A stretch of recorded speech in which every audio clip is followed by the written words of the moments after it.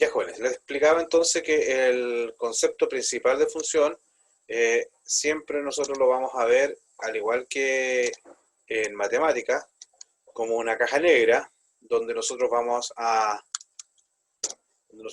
recibir datos de entrada, ¿cierto? Esta caja va a transformar esos datos de entrada en lo que nosotros llamaremos salida, ¿sí? Ahora, nosotros acá ahora en, en lo que es funciones, a la data de entrada le llamamos de una forma especial. ¿Cómo se le llaman a los datos que le pasamos a la función? Tiene un nombre bien particular. Parámetros. Los parámetros, ¿cierto? Ahora, una función puede recibir o no puede recibir parámetros, va a depender de cómo ustedes la creen, ¿sí? Lo importante es que siempre la función va a tener un propósito, que acá ustedes tienen que definir esa secuencia de pasos que va a transformar esta entrada en salida. Si se dan cuenta, de alguna forma, cuando nosotros comenzamos programación, les dijimos a ustedes de que programación trataba de que ustedes los datos de entrada, que era lo que ingresaba el usuario, nosotros definíamos una secuencia de pasos y esa data de entrada la transformábamos en una salida. Es muy similar. La diferencia, digamos, está en que las funciones, uno lo que busca es generalizar, ¿ya? Una secuencia de pasos que ustedes se están dando cuenta que la están repitiendo mucho. Que dicen, oye, como en el ejemplo les planteaban en los videos, para hacer un helado no tengo que colocar a cada rato la misma secuencia de pasos para cada tipo de sabor, sino que uno dice, oye, es la misma secuencia y el parámetro va a ser el sabor. Tú me indicas el sabor que tú quieres y yo te voy a dar helado en base al sabor que tú me estás pidiendo. Esa sería la entrada y acá ustedes pueden definir la secuencia de pasos para hacer el helado y la salida sería entonces el helado en sí. Nosotros también, al igual que en matemáticas, ustedes vieron funciones en matemáticas y ustedes se dan cuenta que acá ustedes, por decir, por ejemplo, cuando hablaban f de x, y, ahí tenían dos parámetros y eso ustedes le hablaban de alguna función bivariada, ¿sí? Entonces, ustedes en matemáticas seguramente ustedes decían f de x, y es igual a 3x al cuadrado más 2y, los 2xy menos y. Podríamos tener una función, ¿sí? Esto que está acá, digamos, sería el cuerpo del programa. El cuerpo del programa sería multiplicar 3 por x al cuadrado, luego sumar el 2 por x por y luego restar el y. Y el valor de esto sería la salida. Ahora, los parámetros serían x e y. ¿Cuál es la gracia de los parámetros x e y? Es que si a mí me dicen, nosotros llamamos a la función de esta forma, 2,3, esto significaba que donde había un x, y fíjense acá, la importancia es exactamente lo mismo que ustedes hacen en matemáticas, lo que tienen que hacer acá en Python. El primer valor que yo paso a la función es el valor que yo voy a recibir en el valor x, ¿de acuerdo? Entonces acá el 2 lo estoy guardando en x y me va a quedar 3 por... acá puse era 3 por x, que sería 2, más 2 por el x, que también sería 2, por el y, que en este caso es este 3, que lo guardamos en la variable y, entonces el y vale 3, menos el valor de y, que es 3, ¿sí? Eso es lo que estarían haciendo ustedes en matemáticas, y recuerden que esto es netamente porque el primer valor que está acá lo guardo en x, el segundo valor lo guardo en y. Independiente, ¿sí? ¿Y no habría que elevar al cuadrado, profe? Eso mismo. ¿No Sale habría que elevado elevar al al cuadrado? cuadrado. Ah, sí, tienen toda la razón. Voy a tener que borrar 3 por porque 2.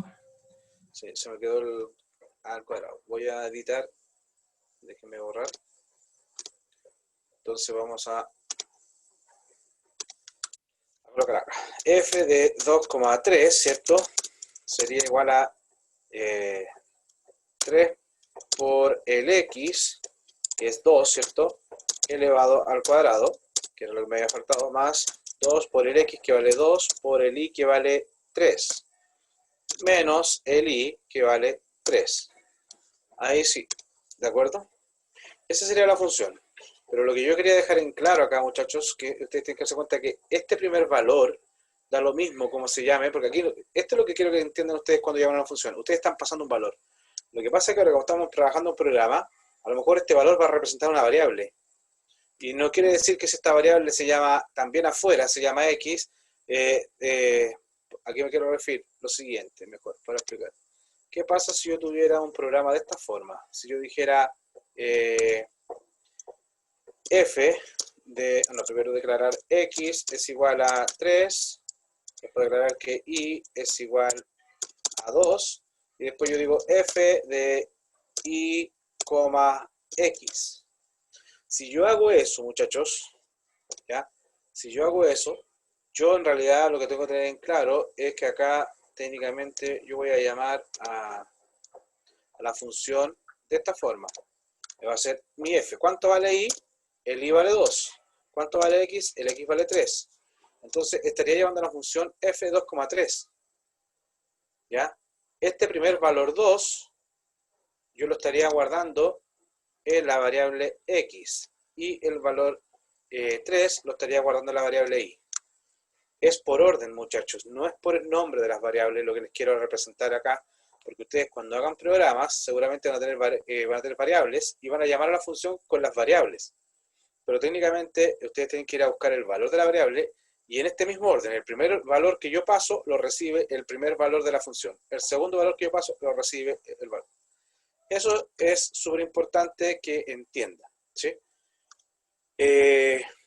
Bueno, y otra cosa importante que vamos a ver es que luego que acá evaluamos, primero sabemos que la precedencia la tiene la potencia, por lo tanto va a quedar 4, 4 por 3, 12, ¿sí? Entonces acá de alguna forma lo que tendríamos es, tendríamos 12 más, acá tenemos solamente multiplicación, por lo tanto da lo mismo, tenemos 2 por 2, 4, 4 por 3, 12, y menos 3, ¿sí? Entonces el resultado que nos estaría arrojando acá la función sería 21.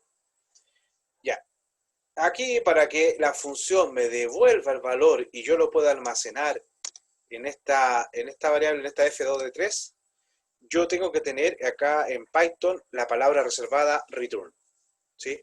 Es muy importante hacer un return y no es lo mismo hacer un return que hacer un print.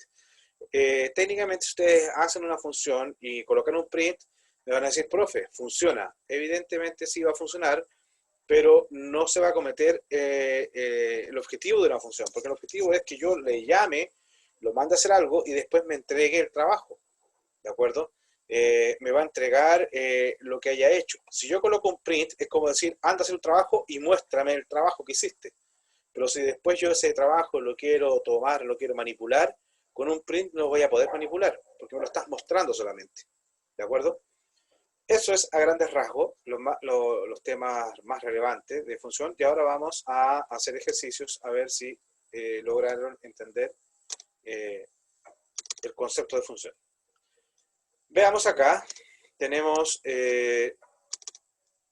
lo siguiente, tenemos una función que se llama Euclides, que es la que hace calcular el mínimo común divisor, ¿ya? Esta función se define como con dos parámetros a y b, y después dice b distinto de 0, sacamos el resto entre a y b, y después hacemos esta operación. ¿Qué encuentran de extraño o qué errores podrían ver ustedes en esta función que estamos mostrando?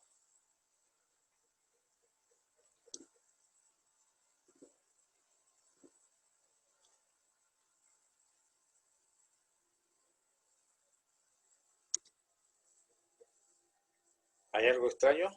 No hay nada extraño, está todo ok. ¿El print? ¿Cuál?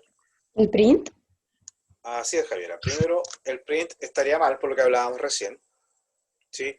Porque nosotros, por defecto, tenemos que saber que la función lo que hace para que nos devuelva algo, debería estar la palabra return. Porque en este caso el print me estaría mostrando únicamente el resultado. ¿Hay algo más que les parezca extraño o sería lo único que ustedes, más allá de los cálculos, ¿cierto? Estamos hablando de la forma. Porque este es un algoritmo probado, el algoritmo de Euclides, que busca el máximo común divisor, el mínimo común divisor. Falta un int en los parámetros, ¿no? Ya, por ahí va la cosa. Uno podría decir, oye, acá mira estos hints que tú tienes acá, te están entregando texto. ¿Ya? Ese podríamos decir también es un error, porque estamos hablando de dos números, dice acá arriba. ¿Ya? Pero algo más que encuentren, que les parezca raro.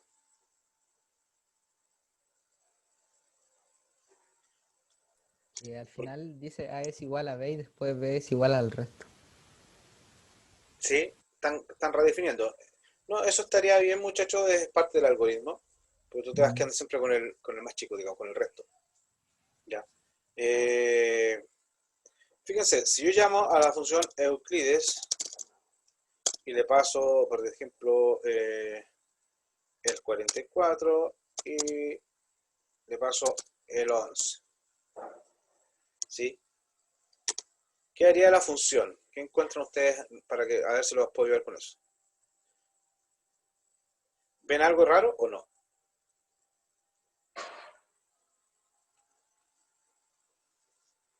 Lo raro que estaría pasando acá, muchachos, es lo siguiente. Yo cuando llamé a la función Euclides, el primer valor que le pasé fue 44, ¿cierto? Por lo tanto, el A vale 44 y el B valdría 11. Cuando yo llamo a la función, le paso los valores, por lo tanto, el A y el B ya tienen un valor.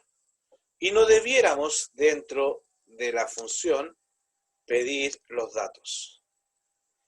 La idea de los parámetros es justamente eso, que ustedes reciban los datos y no tengan que hacer un input. Por lo tanto, esto que estamos viendo acá, esto de solicitar datos dentro de la función, está malo.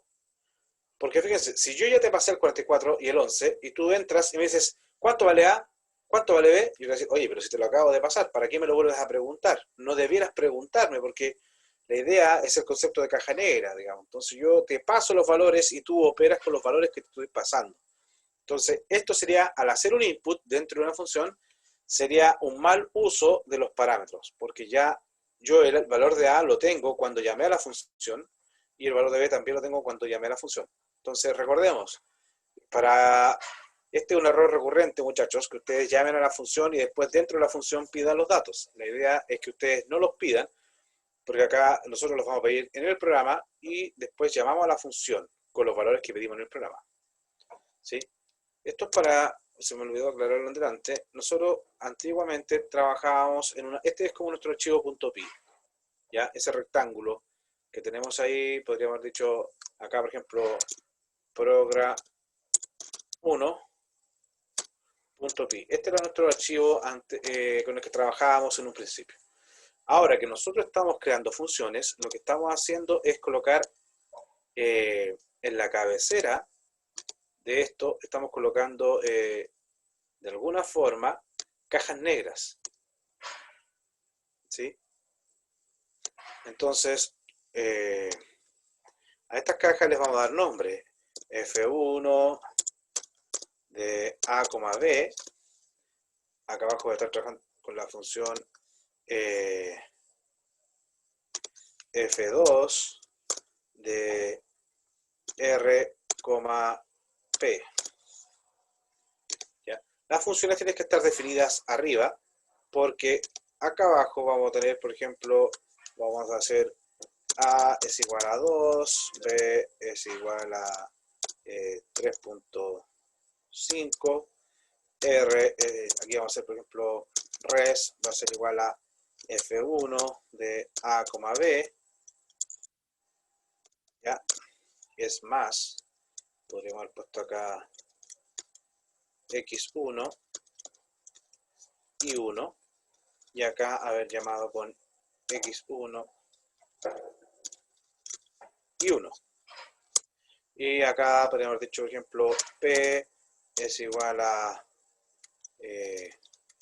hola, y Q es igual a 3, y haber puesto Z es igual a F2 de P, Q. Esto sería como el programa que trabajábamos anteriormente nosotros, lo que está en azul. ¿Lo están viendo? ¿No? ¿Sí? Sí, profe, sí se ve. Ya. Entonces, este sería como un programa que ustedes están creando en estos momentos. Nosotros vamos a hablar de lo que está fuera de las funciones, vamos a hablar que sería como el ámbito global, ¿ya? A lo que está fuera de las funciones le vamos a llamar ámbito global. Déjenme poder escribirlo. Esto sería como el ámbito global. Y lo que está dentro de las funciones sería el ámbito local. Pero acá tengo tantos ambientes locales como funciones declaradas tenga, ¿ya? Y este local de la F1 es distinto al ambiente local de F2, ¿ya? Entonces, fíjense yo acá lo que estoy haciendo en mi programa, porque nosotros hasta antes de esta semana, nosotros estábamos trabajando siempre en el ambiente global. Declaramos la variable x1, que valía 2, declaramos la variable y1, que valía 3,5, y acá yo llamo a la función f1 y le paso el valor x1. ¿Cuánto vale x1? 2. Entonces, técnicamente yo acá a x1 le paso el valor 2 y a y1 le paso el 3,5. En ese orden, lo recibe acá arriba. El primer valor que yo le paso, que es 2, lo voy a guardar en A. El segundo valor que yo paso, que es 3,5, lo guardo en B. No tienen por qué llamarse igual las variables, ¿de acuerdo? Lo importante es el valor que yo estoy pasando y la posición en la que estoy pasando el valor. Eso es muy importante, ¿sí? Entonces acá yo haría algo y asumiendo que hay algún return, cuando el return lo encuentre dentro de una función, recién ahí me devuelve el valor. Y como esta función tiene un return, yo lo debo guardar en una variable, porque si yo llamo a una función, la función me va a devolver algo. Y lo que me devuelva, yo lo debo capturar. Si no lo capturo, bueno, no va a dar problema. El asunto es que si yo llamo a alguien para que me traiga algo, yo voy a esperar lo voy a esperar recibir y guardar para expulsarlo. Si no, no tiene sentido llamar a algo que no me va a entregar el valor. Entonces, por eso, yo cuando llamo a una función, tengo que tener en cuenta que acá está esta asignación, ¿de acuerdo? Esa asignación la tengo que hacer cuando la función tiene un return. Si la función no tiene return, significa que no me va a devolver nada, por lo tanto, podría llamar solamente de esta forma que la voy a colorear en azul, ya, para que ustedes entiendan, o sea, la voy a enmarcar en un marco azul. Si la función no retorna nada, yo la puedo llamar únicamente así, sin el res, ¿de acuerdo? Porque como no me devuelve nada, no lo almaceno. Cuando la función me devuelve algo, yo tengo que colocar una variable para recibir lo que me devuelve la función, ¿sí? Entonces, si se dan cuenta, yo haría x1 y 1, llamo a la función, me voy arriba, ejecuto todos los pasos de la función, cuando encuentre un return o cuando se acaben los comandos de la función f1, ahí yo vuelvo a donde me llamaron. ¿Y dónde me llamaron? Fue en este paso. Termina eso y paso al siguiente paso, hago acá y acá, de nuevo me voy a f2, hago toda la secuencia de pasos y cuando termina, regreso acá y como ya no hay más sentencias, se acabaría el programa.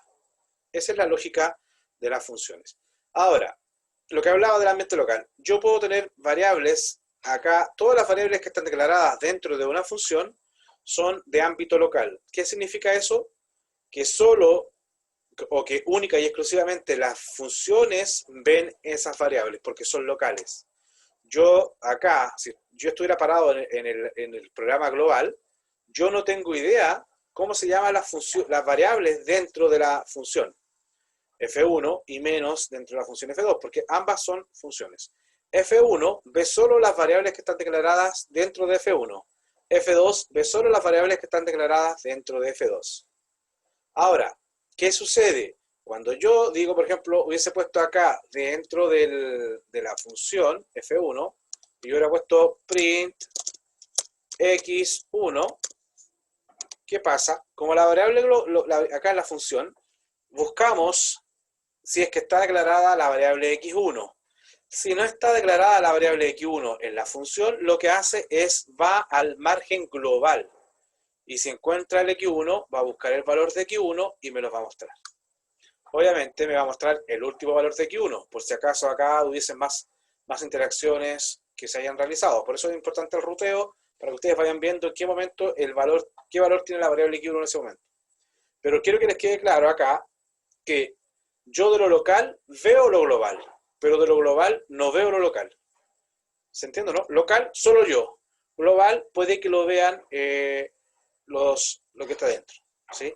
Ahora, técnicamente, nosotros no estamos hablando de variables globales acá, sino que estamos hablando de un ambiente, ¿ya? Si no está dentro de la función, lo busco fuera. Ya. ¿Estamos de acuerdo? El concepto de función, ¿cómo estamos trabajando? ¿Alguien tiene alguna duda hasta el momento? ¿Continúo?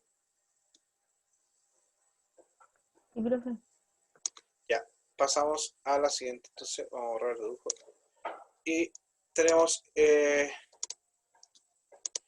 lo siguiente. Ahí estaba, que no se deben pedir los valores, porque las funciones ya trae los valores en los parámetros, y no se deben hacer un print, sino que un return. Es lo ideal. ¿Cómo sería la implementación correcta? Acá nosotros vemos que la función Euclides recibe dos parámetros A y B, ahí ya le di los valores A y B, entonces yo acá adentro hago solamente la operación, que sería, si el B es distinto a 0, saco el resto entre A y B, ¿sí? Y si A es igual, después digo que guarda en A el valor de B y el B el resto. Entonces así yo voy a ir probando en cada iteración hasta lograr el mínimo divisor. Ahora, fíjense, otra cosa importante a considerar para las funciones, es lo que hablábamos acá, es el número si la función recibe 3 parámetros, yo cuando la llame tengo que pasarle 3 parámetros necesariamente. La otra cosa importante es el orden. Si yo tengo ABC, no es lo mismo que yo coloque BCA o CBA o cualquier combinación de orden acá. Porque si yo llamo ABC, lo podemos ver en las ecuaciones de segundo grado. Cuando ustedes tienen una ecuación de segundo grado, el coeficiente ¿a qué le llamamos coeficiente A en una ecuación de segundo grado? ¿Cuál sería el coeficiente A en una ecuación de segundo grado, muchachos? Coeficiente que acompaña el x cuadrado. Ya, entonces si me están diciendo que yo recibo el A en la primera posición, yo si lo coloco en C, estoy cambiando completamente la ecuación. Es lo mismo acá cuando ustedes tienen una función. Ustedes cuando reciben una calculadora y están trabajando con la función potencia, que es la mejor la más que usan, el POW, la función power o POW, dependiendo de la calculadora, le dice, recibe primero la base y después el exponente. Y ustedes en ese orden tienen que pasarle los parámetros, porque no es lo mismo pasar 2,3 que 3,2. ¿Sí? Porque si ustedes asumen que el primer valor que yo le paso es la base y el segundo el exponente, si yo paso 2,3 sería 2 elevado a 3, que es 8, que no es lo mismo que 3,2, que sería 3 elevado a 2, que sería 9. Entonces tienen que tener ese cuidado, muchachas, acá cuando ustedes trabajen con las ecuaciones, con las funciones, ¿de acuerdo? Importante lo del argumento, ya lo he recalcado bastante, que los argumentos no importa la variable, no tienes que quedarse, profe, es que acá tengo A y B y usted me está hablando en un 1 en un 2. No, porque yo estoy diciendo, llama a Euclides con el valor que tiene la variable en un 1, con el valor que tiene la variable en un 2. Luego, esos valores que tú colocaste acá, el primer valor lo vas a guardar en A y el segundo valor lo vas a guardar en B. No estoy diciendo acá una igualdad, ¿ya? Estoy diciendo que los valores, ¿de acuerdo? Entonces, ojo, que si aquí ustedes colocan B, A, lo que hablábamos recién de la función potencia, ahora, puede ser que B y A sean otros valores que representen otra cosa y efectivamente el B puede ser la base y el exponente. Pero acá, ojo, si yo llamo B, A, estoy diciendo que el valor que tiene B lo voy a guardar en A y el valor que tiene A lo voy a guardar en B. El error común es que uno diga, este B lo guardo en B, este A lo guardo en A. No es que porque se llaman iguales yo lo voy a guardar donde está, sino que es por posición. El primer parámetro lo recibo en la variable de la primera posición. El segundo parámetro lo recibo en la variable de la segunda posición. ¿Sí? Eso es, en este caso, como yo doy valores directamente, el A vale 21 y el B vale 49. ¿Sí? Ok. Se debe capturar el valor de retorno. Cuando ustedes, lo que hablábamos anteriormente, si la función def tiene un return, en este caso habíamos dicho que la función b tiene acá un return a. Cuando la función tiene un return, entonces ustedes no deben llamar a la función Euclides o a cualquier función de la siguiente forma. Esto no lo deben hacer. ¿Ya? ¿Se entiende? Eso no lo pueden hacer por la sencilla razón de que acá, como la función les va a devolver algo, Si ustedes lo llaman acá, ese valor que les devuelve no lo están guardando, lo están perdiendo, quedó en el espacio. ¿Sí? Entonces hay que tener cuidado con ese tipo de cosas. Lo que sí deben hacer es esto. ¿Ya? Cuando ustedes tengan la función def y tengan return, ustedes tienen que colocar una variable, ¿de acuerdo? Tienen que colocar una variable. Espérense que entró alguien. Profe, ¿Sí? ¿puede repetir lo otro, porfa? Que se me cortó y no escuché nada de la otra parte. Ok. Lo que les decía, que acá, como su amigo bien conocido le está indicando ahí en la imagen, ustedes no pueden llamar a la función de esto, o sea, déjame marcarlo. Acá estoy llamando a la función, ¿sí? Esta función, como lo vimos en la definición anterior, tiene un return. Si yo lo llamo, ese valor me lo va a devolver, pero no lo voy a almacenar, lo estoy perdiendo. Entonces, ahí estaría llamando a la función, pero no lo estaría guardando, por lo tanto, habría un cierto error. ¿Qué es lo que le estoy diciendo yo? Que cuando la función tenga un return, una forma correcta de llamarla, y bueno, nuevamente su amigo se los recuerda, acá ustedes tienen que llamarlo de esta forma. Tienen que colocar una variable igual al llamado a la función. Es exactamente lo mismo, muchachos, es un símil muy... el mismo concepto. Ustedes cuando llamaban a las funciones matemáticas colocaban y es igual a f de x, y. ¿Sí? Ustedes hacían eso en matemáticas. ¿Qué significaba? Como la función, ustedes la llamaban que evaluaran con los parámetros x, y, el resultado que les devolvía lo guardaban en y. ¿Sí? Es el mismo concepto. Como la función me va a devolver algo, yo ese valor que me va a devolver tengo que almacenarlo en una variable. Si no lo almaceno, el problema va a ser que no lo voy a guardar el resultado. Y uno dice, entonces, ¿para qué llamaste a la función si no guardaste el resultado? ¿Ya? Ese es el detalle. ¿Sí? Ya, profe, ahí me quedo solito. Gracias. Ok. Acuérdense ¿Profe? eso. ¿Sí? Una duda, al poner el resultado igual a Euclides, tanto, ¿eso se imprime o eso solamente se guarda como una variable Se más? guarda como una variable. Si tú quisieras imprimirlo, tendrías que colocar acá abajo Sin resultado. print resultado. O si no quieres guardarlo y quieres imprimirlo, tú dices print Euclides 21,49. Ya. Eso también se puede hacer. ¿De acuerdo? Ahí lo que estabas haciendo es, oye, yo no voy a, el resultado no lo voy a llamar que calcule el resultado y lo muestre. ¿Sí? Pero nuevamente, ahí estaría llamando a la función haría algo, lo calcularía y lo mostraría. Pero si después yo más abajo quisiera, por ejemplo, saber si aprobó, supongamos que en vez de llamar a la función euclides, estoy llamando a la función calcular promedio. Y coloco print promedio. ¿Sí? Me va a mostrar el promedio. Pero después si me dijeran, oye, en base al promedio, indica si aprobó, reprobó o se fue a examen. Entonces yo acá abajo, como hasta el momento, con este print no guardé el resultado de la función, tendría que volver a llamarla. O lo ideal hubiese sido haber hecho acá, por ejemplo, pro es igual a promedio de C1, C2, C3, ¿cierto? Y después haber hecho if pro mayor que 54, print aprobado. Una cosa así. Pero en esos casos no se puede ocupar el resultado como la variable que tienen los datos. Claro, por válidos. eso es lo que estoy haciendo acá. Po. Si te Pero das ahí cuenta, no, cuando escribí promedio no puso el resultado. ahí lo guardé en pro. Ah, ya. Y por eso después yo hablo de pro, no hablo de promedio. Te das cuenta que la variable que recibió el resultado se llama pro. Entonces ahora mi variable pro es el promedio de los certámenes. Por eso yo coloco pro solamente. ¿Sí? ¿Y qué pasó con el resultado? Lo guardé en la variable pro. Pero como que no lo puso, ¿no? O sea, como solamente se guardó ahí. Ahí está. Mira, al hacer esto, déjame marcar con otro color.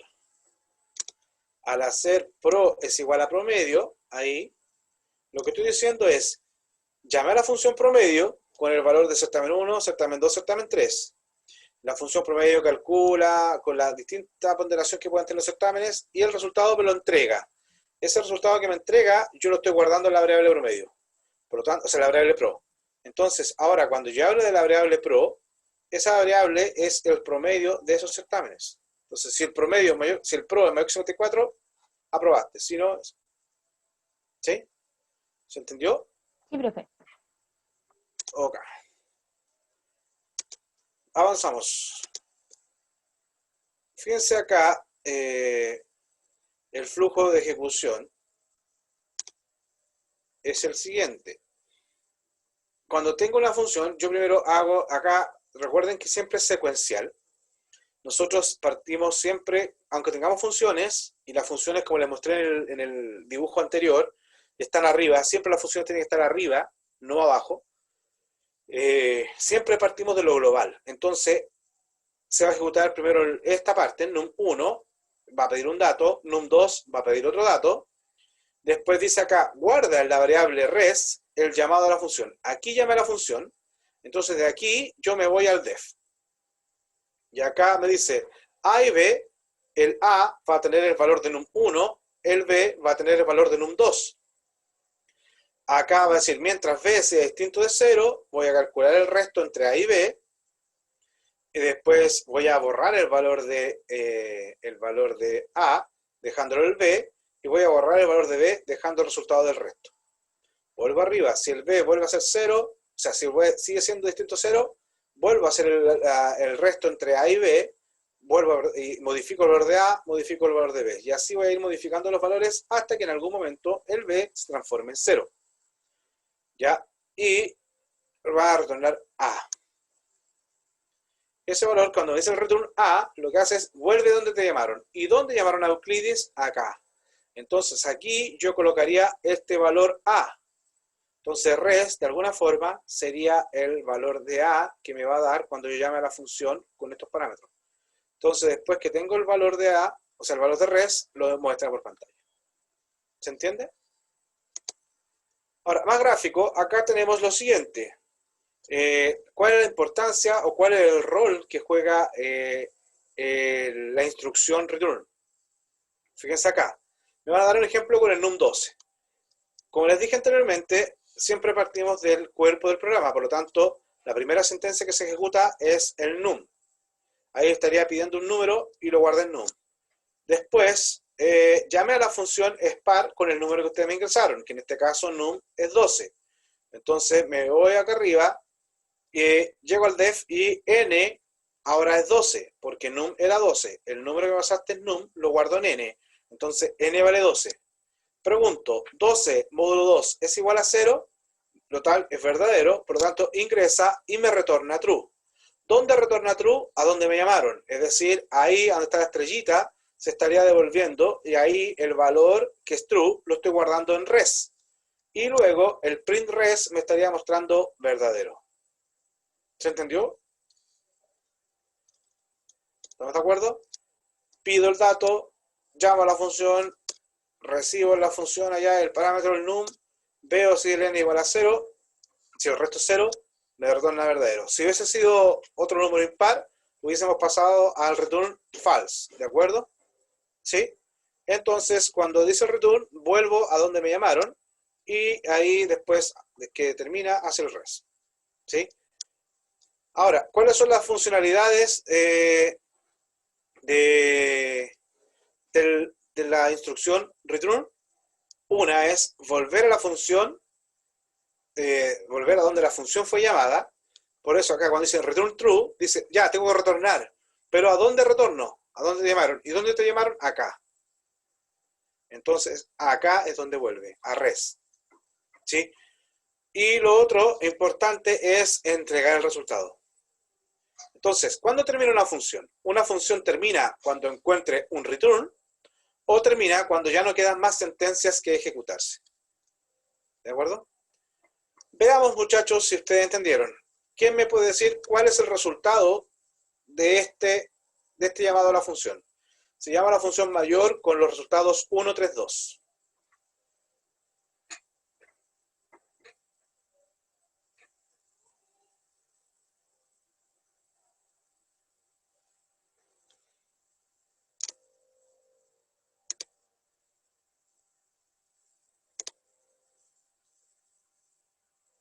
Tengo un mensaje. A ver.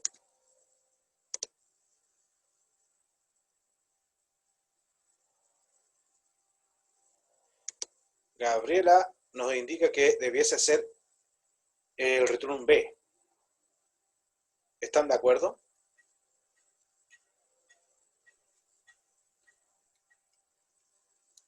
¿Sí o no?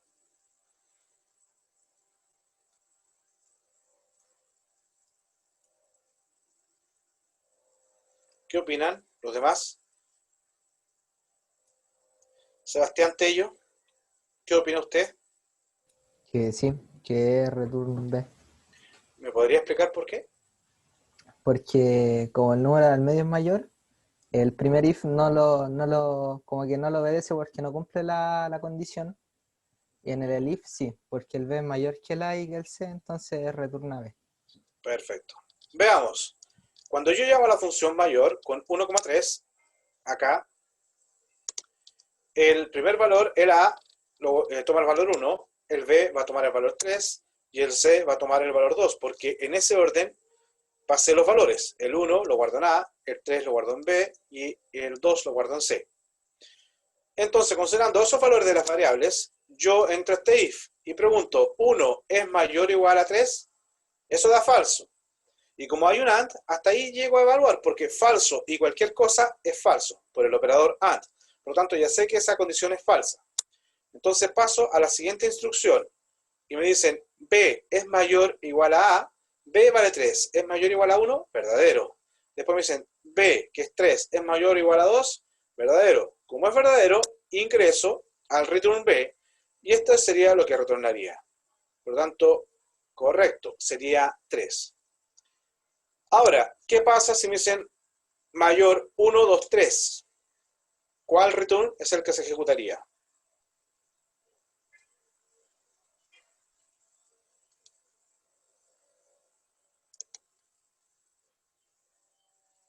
Así es, Gabriela.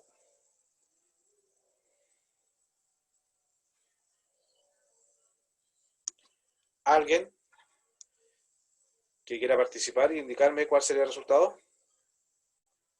¿O saco yo al azar según lo que me diga Zoom? Es la C igual, profe. Es la C. ¿Por qué razón? Porque no se cumple ni el if ni el if, entonces daría como resultado la C. Exactamente. Veamos nuevamente. Si vemos, ahora tenemos que 1, 2, 3, por lo tanto, A vale 1, B vale 2, C vale 3, porque es en el orden. Recuerden que yo, en el orden que paso los parámetros, en ese orden los guardo acá en las variables. A es 1, es mayor o igual a 2, falso. Falso, cualquier cosa es falso. Me voy al if y pregunto, B, que es 2, es mayor o igual a A, verdadero. Pero B es mayor o igual a C, que es 3, 2 es mayor o igual a 3, falso. Como es falso, paso a la siguiente sentencia que está a la misma altura, por lo tanto, se ejecutaría el return C. Y el return C sería entonces el 3. En este caso, esa es una de las gracias que te permite el jugar con los return. Acá, si ustedes hubieran puesto el else, hubiese estado también correcto, pero ¿cuál es la gracia? Como tú dices, si pasa esto, retorna A, si pasó esto, retorna B. Y si no pasó ninguna de las dos, lo único que me queda es retornar C. ¿Ya? Podría haber ido el else, en base a la que estaba hablando anteriormente, sí, pero a veces uno juega con este tema del return, porque si uno dice, si no me vota, si no me saca de la función este return, voy a pasar acá. Si no me sacó esto, es porque ya no me queda nada más que hacer. Entonces coloco retorna C. ¿Sí? Pero si le colocaron el else, igual funcionaría, muchachos. Esto es como un abuso, digamos, entre comillas, porque está ahí una buena práctica, de las funciones. Ojo, que esto del return, estas cosas funciona solamente en las funciones. El return es propio de las funciones. En un programa no pueden colocar un return. ¿De acuerdo? Entonces, ahora con el tema de las funciones, uno puede interrumpir, digamos, el seguimiento de una función a través de un return. Entonces, uno sabe que el return te saca. ¿Sí, Camila? Pregunta. Ese programa le falta, por ejemplo, el preguntar el número y todo eso, ¿verdad? O uno puede ponerlo así en el computador y está listo. Tú podrías, ya tú tienes definida la función, es como decirte, acá tienes tú la función implementada y acá tienes el intérprete. Tú directamente puedes darle valor a la función. Porque acá, este sería el programa. Llamaste a la función con los valores 1, 3, 2. ¿Sí? Ya. Entonces no es necesario. Ahora, ¿Para qué podrías hacer el programa? Porque podrías hacer como un x1, x2, x3, int o float, como tú quieras, float de input, ingrese valor 1, input, ingrese valor 2, input, ingrese valor 3, para eso. Y después lo llamarías de esta forma. La única diferencia es que acá, al llamar a la función mayor un 3.2, siempre vas a llamar con un 3.2. No va a variar, porque no lo dejaste asociado a variables. ¿Se entiende? Pero estaría bien. ¿Ah? Nada, gracias. Ya, es que escuchaba a alguien más. ¿Alguien más iba a decir algo? Ya. Entonces, ¿cuál sería la diferencia entre las dos funciones anteriores? ¿Por qué si yo di los mismos valores, 1, 3, 2, 1, 2, 3, me devolvía distintos valores? ¿Por qué? Si la función es mayor. ¿Por qué en una me dijo que el mayor era el B y después me dijo que el mayor era el C? Por la posición en que entrega los parámetros, ¿o no? Exactamente. Florencia y Sofía, correcto. Es por el orden. Eso es lo que te está marcando, para que se den cuenta de que ustedes, pasando los mismos valores, pero los pasan en distinta posición, pueden obtener resultados distintos. Porque, recuerdo, el parámetro, ustedes definen la función y dicen ABC. Esto a veces no es que sean simple cajas, sino que tienen un significado dependiendo de lo que ustedes están representando. En el caso de la potencia, sabemos que el primer valor va a ser la base y el segundo el exponente. Por lo tanto, eso es lo que están representando. Entonces, ustedes cuando creen una función, tienen que respetar eso. ¿De acuerdo? Ahora, si ustedes quieren ver acá, por ejemplo, este proyecto. No importa. De verdad que ustedes tengo que hacerles. Camila, ¿tienes la mano levantada o...? No, profe, lo bajo al tiro. No, Se yo la debe bajo. haber quedado Sí, ahí.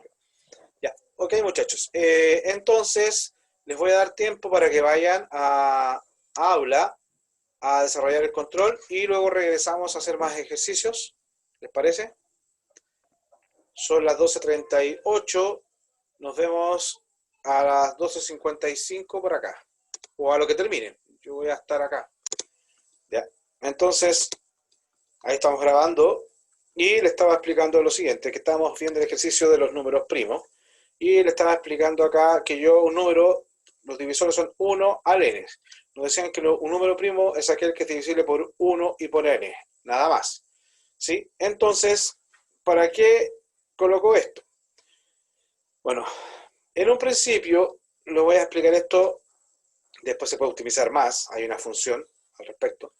Pero fíjense, si yo colocara el número 100, yo voy a buscar los divisores entre el 1 y el 100.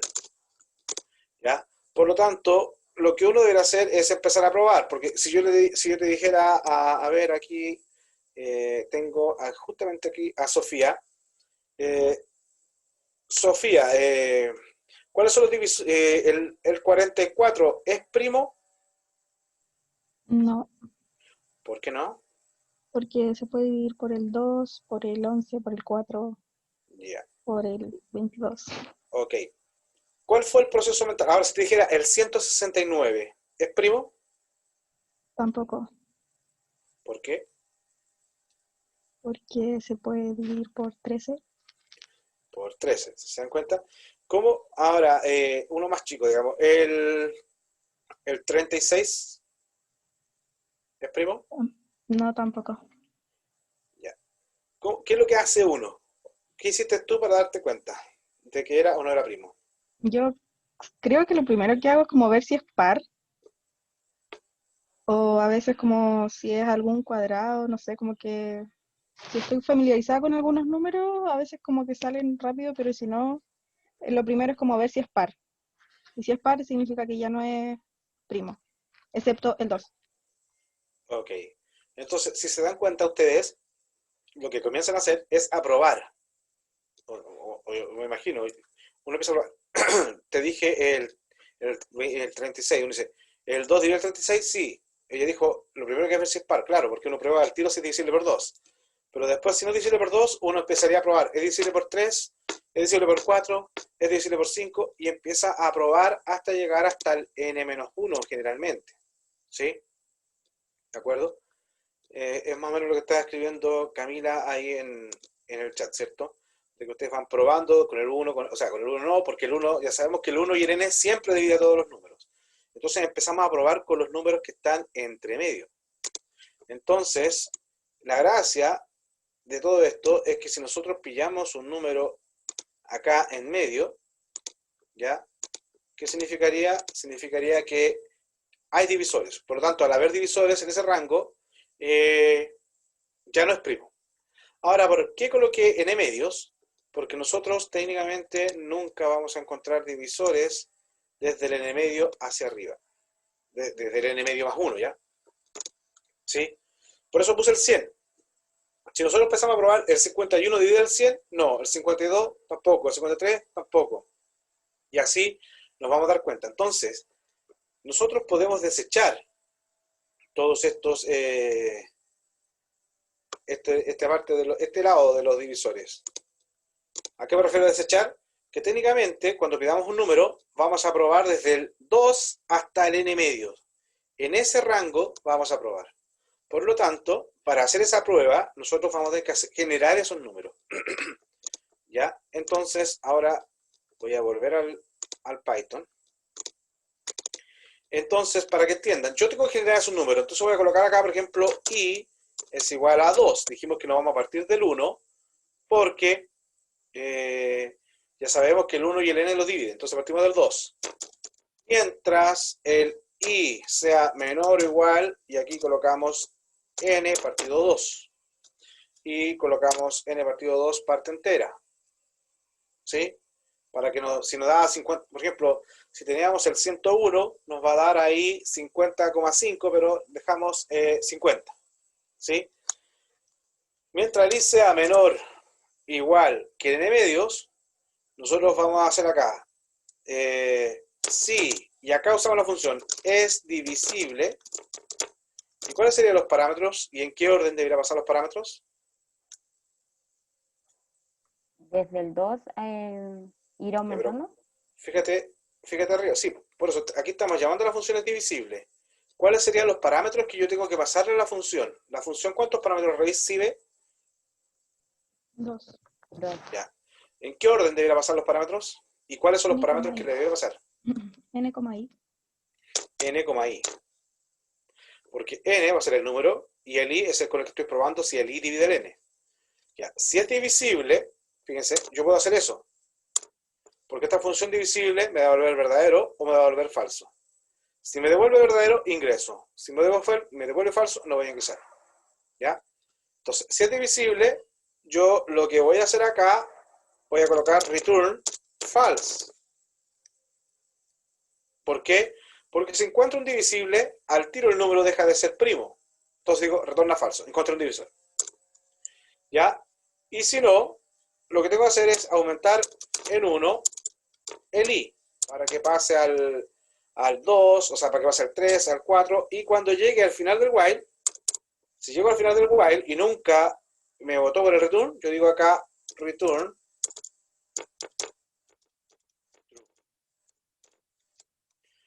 fíjense aquí la lógica.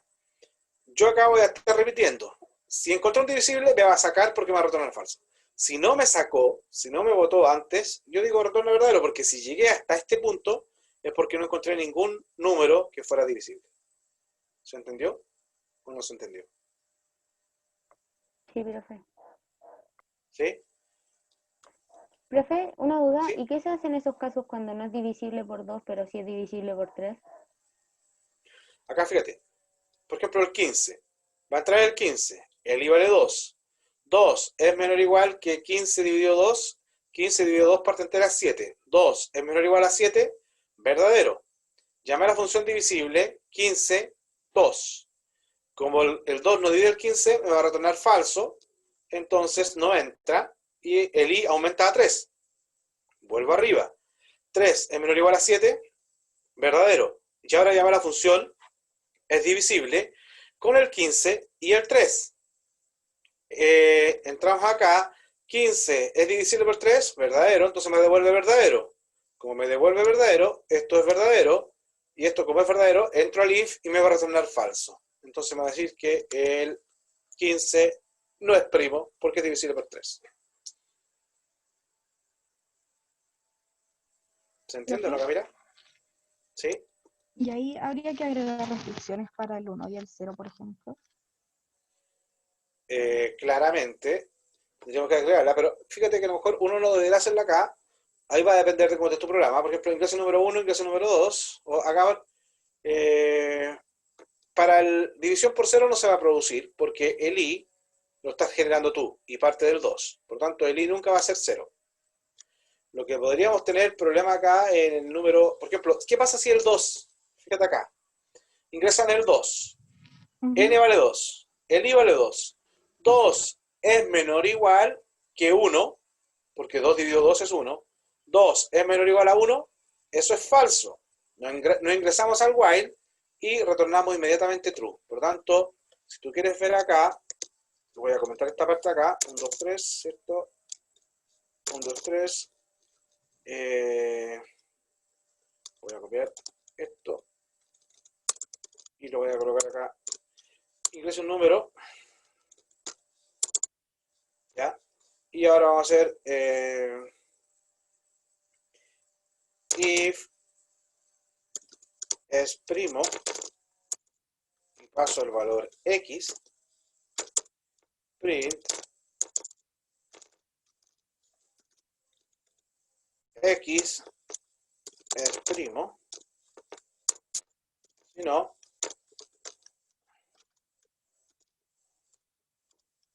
x es compuesto. Vamos a hacer F5 y lo que te decía del 2, ingreso número 2. 2 es primo. Si yo hago F5 acá, ingreso número 169 es Creo que compuesto. estamos viendo el programa. ¿Ah? Estamos viendo como el programa. Ya. Les decía acá, F5, acá están viendo ahora, coloco 2, me dice que es primo, hago F5, ingreso número 169 y me dice que 169 es compuesto. Voy acá, hago F5 y no sé, ese número, 3456 es compuesto. Pero, por ejemplo, si ingreso el 1, me va a decir que es primo. Claro, eso habría que validarlo. Porque si tú, claro, colocas acá F5 y colocas el número 1, dice que el 1 es primo. Entonces, lo que podríamos hacer acá es, podríamos validar acá o dentro de la misma función, podríamos hacer if n es igual a 1, return false. Y acá colocas el else. Estás validando. También lo podríamos haber hecho, esa validación la podríamos haber hecho acá, antes de llamar a la función. ¿Entiendes, no? ¿Sí? Entonces, si n igual a 1, ahora si lo hago F5, fíjate, aceptar, ingreso número 1, y me dice 1 es compuesto. No es primo. ¿Sí? ¿Aló? Sí, ahí sí se entendió, profe, gracias. Ya. ¿Alguna consulta? Muchachos, en honor al tiempo, porque a lo mejor pueden tener clase ustedes a las 2, en ese link está la función 3, que dice, use la función es primo, ¿ya? Use la función es primo y escriba la función iésimo primo, que entregue el iésimo número primo. Es decir, por ejemplo, si puse el primo 1, me va a entregar 2. Si coloco el 20, me va a dar 71. Es decir, es el primo en la posición 20. ¿Se entiende o no? ¿Sí? ¿No? Sí, sí se entiende. Entonces, ese le va a quedar de tarea. La 3, porque la 4 no la podemos hacer todavía porque no hemos visto funciones. Esa 4 la vamos a hacer cuando veamos en el certamen 2 listas. ¿De acuerdo? Ya. Ha sido un gusto, muchachos. Espero que la clase les haya servido. Nos estamos viendo el día miércoles. Si tienen dudas, me escriben o nos vemos en el horario de consulta. le estaba preguntando el miércoles, voy a retomar el tema de Discord por si quieren crear un canal para que podamos trabajar también a través de Discord. Ahí lo conversamos. ¿De acuerdo? Ahí la Florencia me va a recordar. Entonces, el día miércoles de hablar de Discord. Que estén bien, nos vemos. La profe,